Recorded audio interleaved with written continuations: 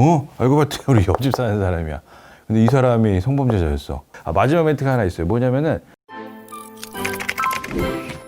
안녕하십니까. 재화의 법률사무소 이정 변호사입니다. 오늘도 영상 보시기 전에 구독과 좋아요 부탁드리겠습니다. 자, 오늘 영상은 최근에 이제 뉴스에서 엄청나게 큰 이슈가 되고 있죠. 조두순 씨가 이제 12년 복역을 하고 만기 출소를 했습니다. 이제 만기 출소를 했는데 많은 유튜버들이 그 조두순에 대한 뭐 참교육, 사적 보복을 하겠다라는 취지로 이제 찾아가서 그 조두순이 이제 남부교도소에서 이제 출소를 했는데 거기서부터 보호관찰소, 그 다음에 안산에 있는 집까지 계속 쫓아다니면서 촬영하고 거기서 이제 뭐 욕설하고 뭐 거기까지는 사실 이해는 가는데 좀 과격하게 유튜브 촬영을 한다라는 걸로 인해서 인근 주민들한테도 굉장히 많은 지금 피해가 발생하고 있다라고 보도가 되고 있거든요. 물론 한쪽 입장에서 보면 뭐 국민들의 알 권리, 일반 공중파 뉴스라든지 이런 데서 나갈 수 있는 방송에 한계가 있기 때문에 유튜버 분들이 수고해서 촬영해서 많은 사람들이 궁금해하고 어떤 분노를 대신 해소할 수 있는 이제 이런 창구가 될 수 있는 거는 그런 역할을 하는 거는 맞는 것 같습니다. 이제 다만 그런 이제 일반 국민들의 알 권리라든지 이런 부분 충족해주는 측면이 있는 반면에 조두순하고 그 인근에 사시는 다른 분들 있지 않습니까? 인근 주민들한테도 굉장히 많은 피해를 줄 수가 있거든요. 그 건물에 막 들어간다, 주거 침입이 될 수 있고 사실 막 찍는다, 초상권 침해라든지 경우에 따라 카메라 이용 촬영죄가 될 수도 있고 그분들도 조용히 살 수 있는 주거 평온의 자유라든지 사생활을 침해받지 않을 헌법상의 기본권 이런 것들이 있는데 이 인근 주민들, 조두순은 혼자 사는 게 아니지 않습니까? 제가 조두순을 두둔하는 게 아닙니다. 오해하지 마십시오.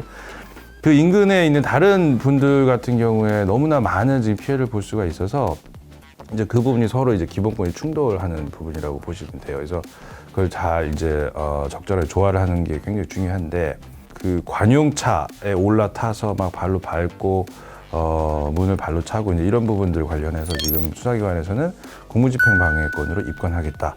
그다음에 구속영장 청구 신청하는 부분도 검토하겠다. 뭐 이제 이런 뉴스까지 나왔어요. 출소 이후에 네. 원래 살던 동네로 네. 살겠다. 안산. 네. 안산에 가서 지금 거주하고 있는데 네네네. 이거 그 주민들이 너무 불안해서 못 살겠다 뭐 이런 의견인데 그 피해도 많이 보고 있고 그런 상황에서 강제로 이사를 시킬 수 있는 뭐 그런 방법은 없나요? 강제로 이사시킬 수 있는 방법은 없어요. 그거는 만약 그렇게 하려면 특별법에서 딱 만들어서 내지는 현재 있는 아동청소년 성보호법이나 성폭법 같은 데 특별 조항을 만들어야 돼요. 그래서 이제 여러 가지 성범죄자들에 대해서는 여러 가지 이제 불이익한 처분들을 하거든요. 취업을 제한시킨다거나 신상 정보를 공개한다거나 전자발찌를 부착시킨다거나 이제 이런 부분들이 있는데 이거는 다 법에 명확한 규정이 있어야만 할 수 있는 거거든요. 단순한 법감정만으로 이렇게 할 수는 없어서. 근데 지금 아직까지는 강제로 어디로 이주를 시킨다라든지 이런 조항은 없어요. 그러니까 지금 그렇게 할 수 있는 근거가 없고, 물론 뭐 새로운 법을 만들면 되겠죠. 어떠한 경우에 뭐 몇 년 이상 나오고 뭐 이렇게 어떤 요건을 만들어서 그 요건을 충족한 성범죄자들의 경우에는 원래 살던 거주지에서 어디로 뭐 강제로 이전하게 할 수 있다. 내지는 피해자하고 뭐 몇 킬로 반경 이내에는 같이 살 수 없다. 뭐 다른 곳으로 이전해. 이런 조항을 만들 수는 있는데 사실 그런 조항 만들기가 또 쉽지는 않은 부분이 분명히 있어요. 그래서 굉장히 그 부분에 관련해서는 만약에 법을 신설해서 만들려면 굉장히 많은 사회적 논의하고 합의가 아마 필요할 것이고 단순하게 뭐 한두 달 지금 조두순 사건 때문에 바로 만들고 그건 아마 불가능하지 않을까. 많은 시간이 아마 걸릴 겁니다. 그런 부분들. 사건이 발생한 지역이잖아요. 네. 그 지역에 아직도 초등학교나 고등학교 유치원이나 이런 게 그대로 있을 텐데. 그렇죠. 있죠. 그러니까 그런 거를 그대로 방치를 하는 상황이 아닌가. 네. 저도 뭐 자식 키우는 입장인데 그거 보면 참 사실 그 성범죄자 알림 이 사이트라고 이번에 이제 많이 또 홍보가 된 사이트이긴 한데 이제 여성가족부에서 운영하는 곳인데 그 성범죄자 알림 이 사이트에 들어가면 자기 본인 인증만 되면 어느 지역에 어떤 성범죄자가 살고 있는지를 다 알 수가 있어요.